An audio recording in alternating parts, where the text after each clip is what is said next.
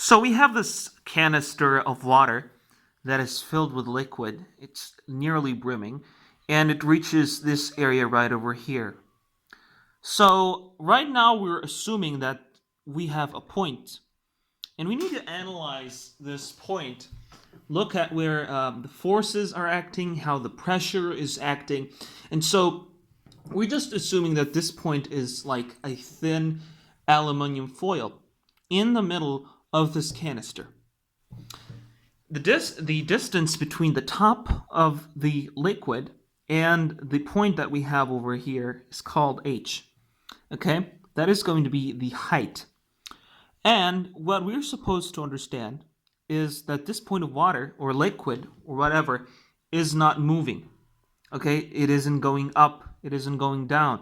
And so there is an equilibrium of forces. The net force is equal to 0. So what are the forces acting over here? Well, we have forces acting upward on it and forces acting downward on it as well. We have the weight of the column of water above it that wants to push it downwards, and we have a resistance. And this doesn't necessarily have to be a thin like sheet.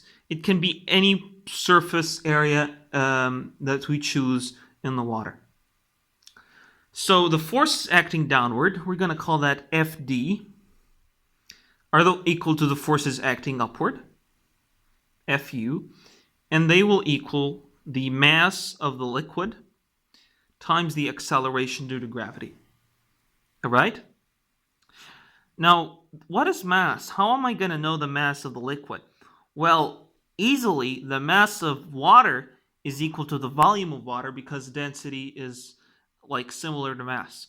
But we can't do that. What we know is the density is equal to mass over volume. And so what we can do is define mass in terms of density so that we have m equals density times volume.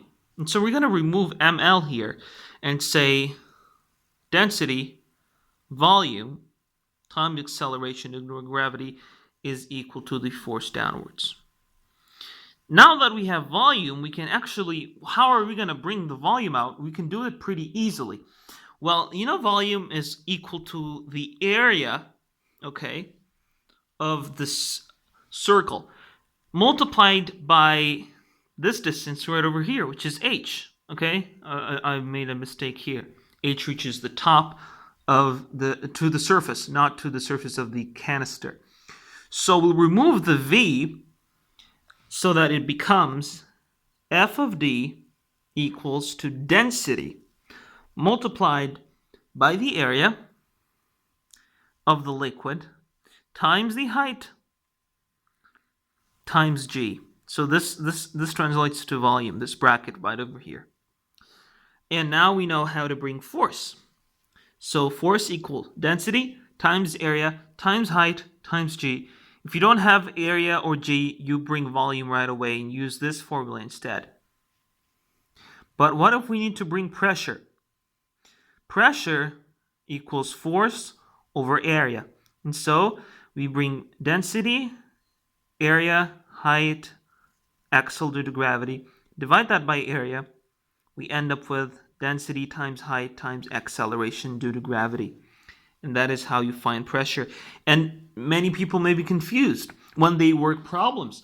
They confuse the capital P with a density. That is an incorrect phenomenon. This is called pressure, and the small p in this fashion means density. And so hopefully you've understood these kinds of problems so that when we work on them in future videos, you know how to work things out. Thank you very much and see you later.